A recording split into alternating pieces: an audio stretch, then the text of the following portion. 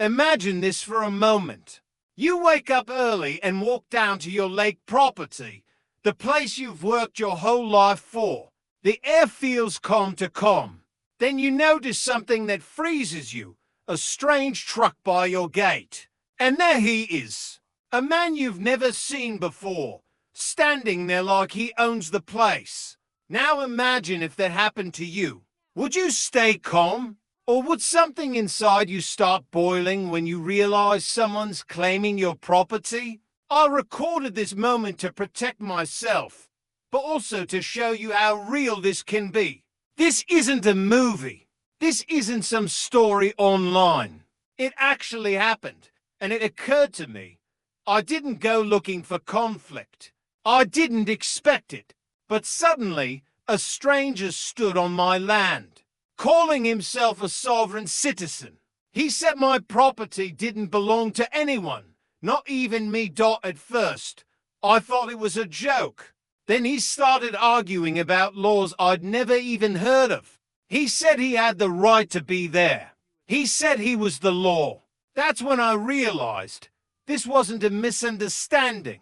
It was a direct challenge. And that's when I started wondering, if this were you, how would you react? Would you confront him? Would you call the police? Would you walk away? Or would you stand your ground and protect what's yours? I hope this never happens to you, because that feeling, that mix of anger, fear, and disbelief, it hits different. It's not just about land. It's about your peace, your dignity, your sense of safety. In that moment, I had to decide. Stay silent and risk losing what's mine, or stand firm and protect it. I did what I thought was right. But later, I kept asking myself, did I handle it the right way? Could I have done better? That's why I'm sharing this with you. Unfiltered, real, and raw. Because this isn't just my story. It's a warning. It can happen again. And it can happen to you. As you watch, ask yourself, what would I have done in that moment? Would you have stayed calm? Would you have reasoned with him? Or would you have drawn the line and stood up for what's yours, no matter the cost? After you see what really happened, tell me what you think. Did I handle it the right way? Or did I go too far? Drop your thoughts in the comments. I don't take your advice for granted. Observe and imagine. If this happened to you, he stood there, arms crossed, eyes fixed on me like I was the trespasser. I asked him politely to leave, but he just smiled, shook his head, and said, "You don't own this. This land belongs to the people." His voice was calm to calm, the kind of calm that hides something deeper, arrogance or maybe delusion. I pointed to the sign that clearly said private property. He looked right at it, then back at me and said, "That doesn't apply to me." For a moment, I thought I was being pranked. But the longer I looked into his eyes, the more I realized he truly believed it.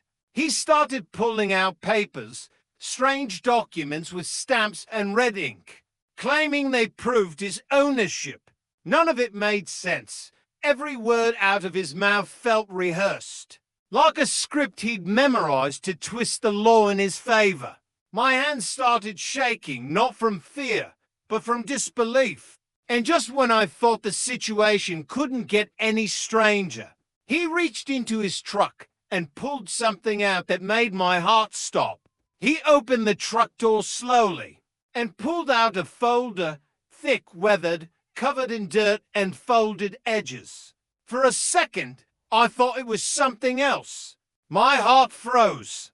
But when I saw the papers, I realized this man came prepared for a battle, not a physical one, but a legal war. He started waving those papers like weapons, yelling about land rights, freedom, and contracts with the state. None of it made sense. Yet he spoke like a preacher, loud, confident, unstoppable. The air around us grew heavy. My mind raced. Part of me wanted to argue, but another part whispered, "Don't make it worse." I pulled out my phone and started recording. That's when his tone changed. His smile faded.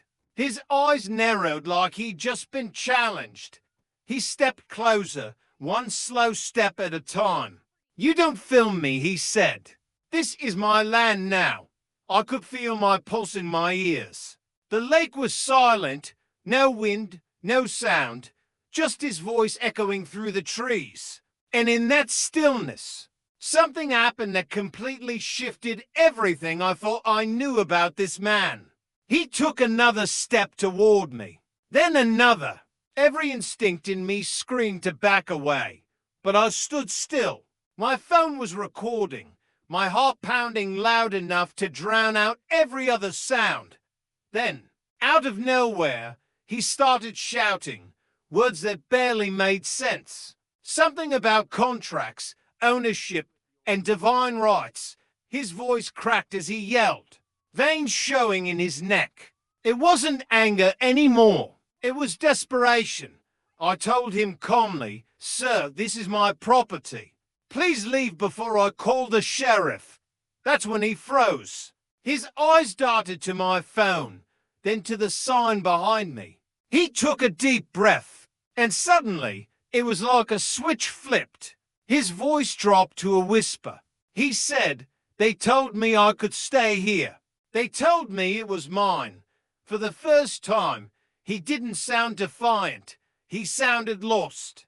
I didn't know whether to feel angry or sorry. The man who moments ago seemed dangerous now looked broken, standing by the lake he swore was his. And just as I thought it was finally over, a second truck appeared from the dirt road behind him. The sound of tires crunching over gravel echoed across the lake. A second truck slowed to a stop right behind him. My stomach dropped. I didn't know who it was or what was about to happen. Two men stepped out. One wore a uniform, the sheriff. The other looked like a county official. For the first time that day, I felt air rush back into my lungs. The sheriff called out, "Calm but firm, sir. Step away from the property." The man didn't move. He just stood there, staring at the water. Then, slowly, he dropped the folder from his hands. Papers scattered in the wind, floating toward the lake like confessions being washed away. The sheriff guided him toward the road without a fight. He didn't argue, didn't yell, just kept mumbling to himself. It was supposed to be mine when they drove off. The silence felt heavier than before. I stood there for a long time, watching the papers drift against the shoreline. That's when it hit me. It wasn't just about property anymore. It was about how far some people will go when they lose touch with reality, and how quickly peace can turn into chaos. Later, I locked the gate, double-checked the signs, and took one last look at the lake. It was quiet again, peaceful, but it didn't feel the same. I shared this story not for views, not for drama, but because it's real. Things like this are happening more often than we realize. So, if you ever find yourself in a moment like this, stay calm, stay safe, and never underestimate how fragile peace can be. And that was the day I almost lost everything I worked for.